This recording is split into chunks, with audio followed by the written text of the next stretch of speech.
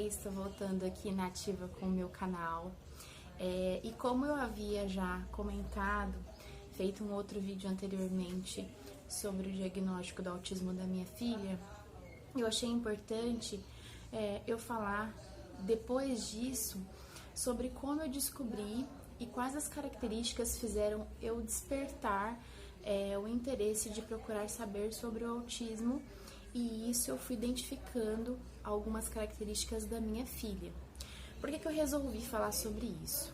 Porque logo no início eu percebi que o diagnóstico em meninas, ele geralmente é tardio, descoberto. Então, geralmente por volta dos 4, 5 anos de idade, às vezes 6, que os pais identificam ou a escola nota e passa para os pais. E assim, porque as meninas, elas camuflam muito das características, E no caso da minha filha, ela teve um diagnóstico precoce. Com 1 ano e 9 meses, nós descobrimos, porque ela tinha características muito acentuadas. E isso fez com que o diagnóstico fosse fechado cedo, o que foi muito bom e muito importante para o início do tratamento, o início das terapias, O início para a gente começar a corrigir, começar a trabalhar mais essa parte de informação do cérebro para a parte motora, da fala, Que é o que ela tem a deficiência, o que ela tem a dificuldade.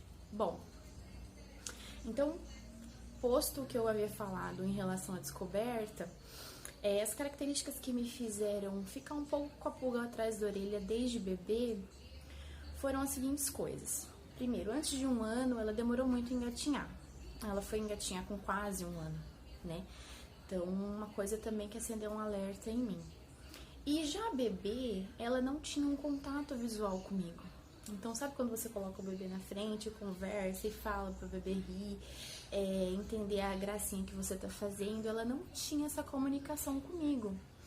E ela não aprendeu a dar tchau, ela não aprendeu a mandar beijo, a bater palma. Então, assim, tudo que eu fazia pra ela tentar me imitar, igual geralmente é o que acontece no início, que eles aprendem por imitação, ela não conseguia, a gente não tinha essa troca, essa conexão de eu fazer e ela imitar. Então isso também me acendeu um outro alerta. Só que eu nunca tinha buscado informação sobre o autismo, sobre o que era, Enfim, eu sabia que era algo que existia, mas eu não entendia nada sobre isso. Pois bem, o tempo passou. Ela começou a andar com 1 ano e 9 meses, que também foi bem tarde, E outra característica que foi aparecendo foi a falta de conexão também dela ser chamada e olhar para a pessoa pelo nome dela. Então, chamava-se pelo nome, ela não olhava, Isso por muito tempo. Algumas pessoas tiveram a dúvida e me perguntaram se a audição dela estava tranquila, E sim, eu sabia que ela escutava, eu sabia que ela não tinha problema de audição. Enfim, outro alerta, E assim, ela não tinha essa conexão, essa troca, ela tinha muita dificuldade de sono, de dormir. Então, fui juntando algumas coisas e quando eu levei ela numa pediatra aqui, excelente aqui em Araçatuba, ela pediu também, por ela não falar nada, Ela pediu um encaminhamento para fonoaudióloga e um encaminhamento para uma neuropediatra, que eu descobri depois em Araçatuba, que apenas uma era muito procurada, enfim. Era sempre que se falava no nome dela quando falava em neuropediatria. E nisso que ela me encaminhou para uma caminhou minha filha para uma neuro, eu pensei, nossa, mas para que uma neuro, O que será que ela pode ter identificado para encaminhar minha filha para uma neuro? E comecei a pesquisar na internet sobre o autismo, as características, Comecei a ver vídeo de crianças. Uma outra coisa que minha filha tinha também, desde que começou a sentar, era um movimento assim, gangorrando assim no sofá, quando ela assistia um desenho, quando ela estava feliz, quando ela estava empolgada, ela ficava assim no sofá. Até então, pra gente, ela tava dançando, sei lá, alguma coisa desse tipo.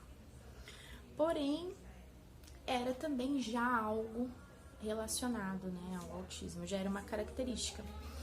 E aí, nisso, a gente pegou, eu comecei a pesquisar na internet, fiz uns testes lá, que tinha uma avaliação lá, né, que você vai colocando, identificando a numeração do que você vê em casa com o seu filho, e foi batendo algumas coisas em relação à minha filha.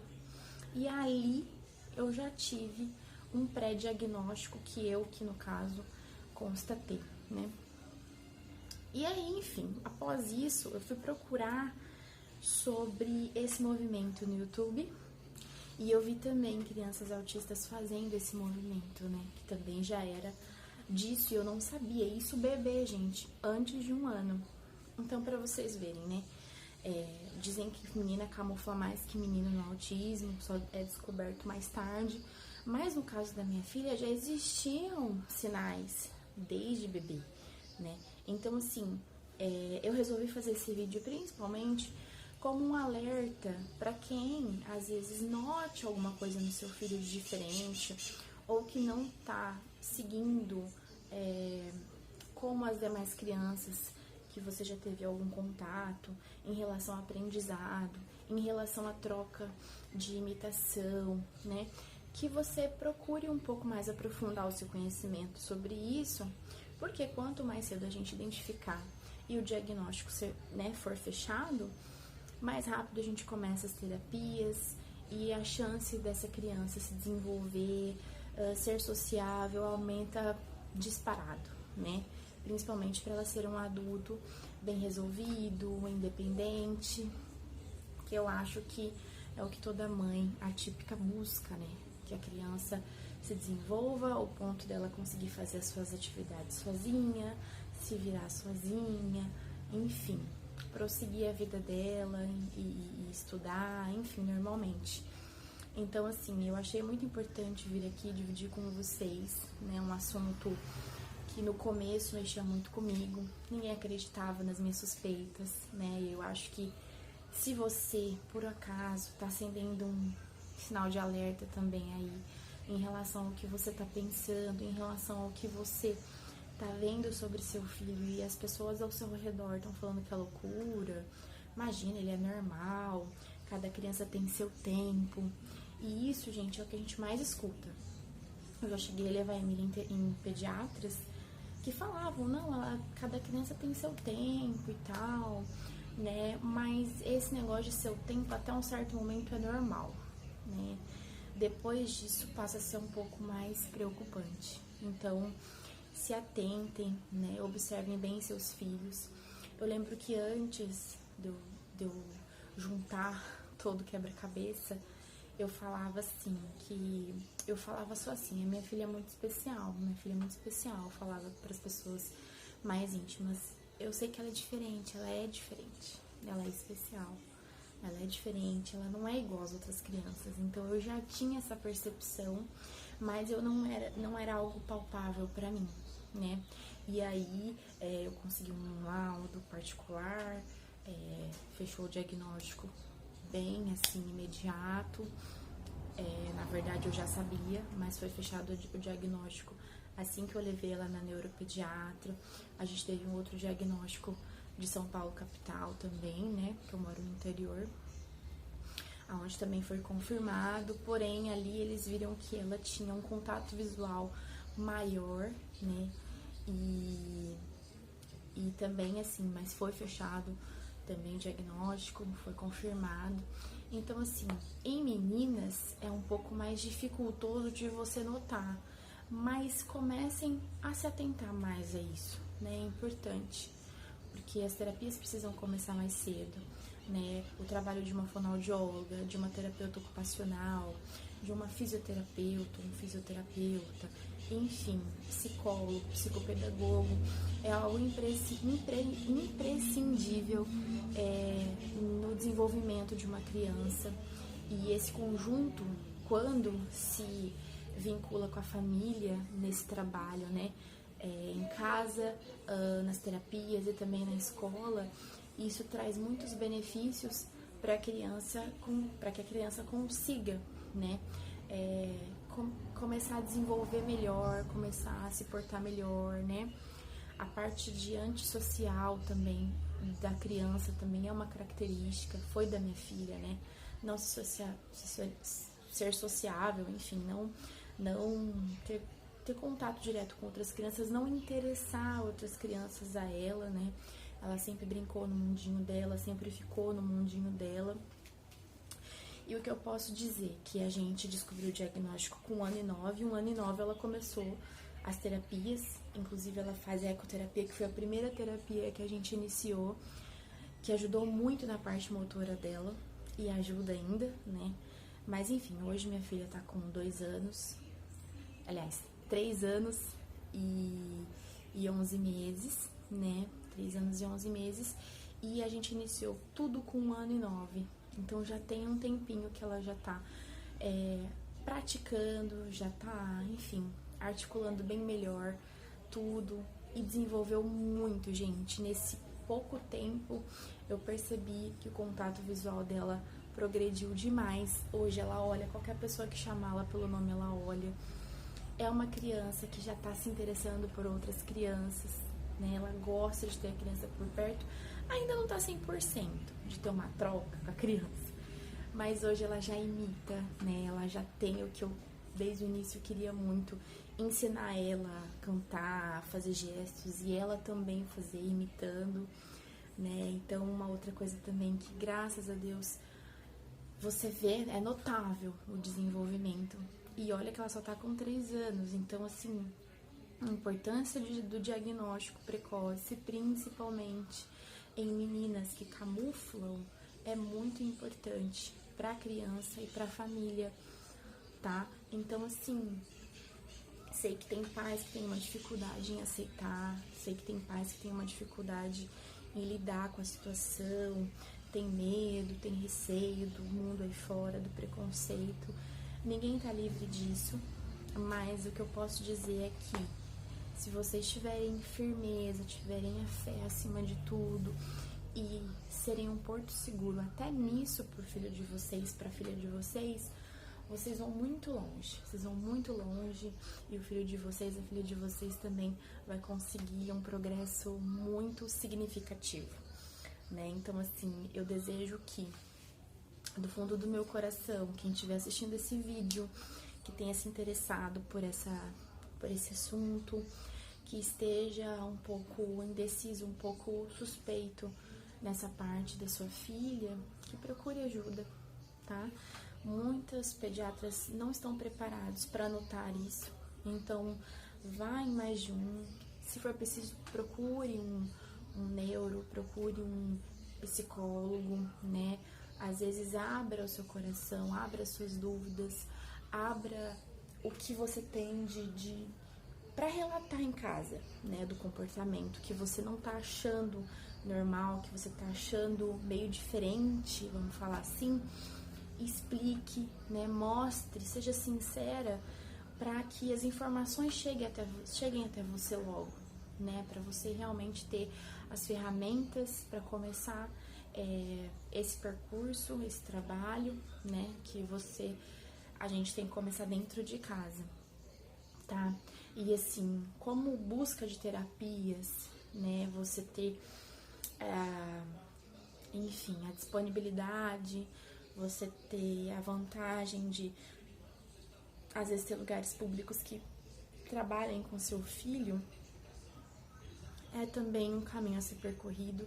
Então, por isso que quanto mais cedo, melhor, tá? Existem muitas filas de espera por aí, né? Existem muitos lugares que não atendem pelos planos, mas existem opções, né, judiciais para vocês estarem conseguindo esse atendimento. Então, gente, assim, é de extrema importância o diagnóstico precoce, tá?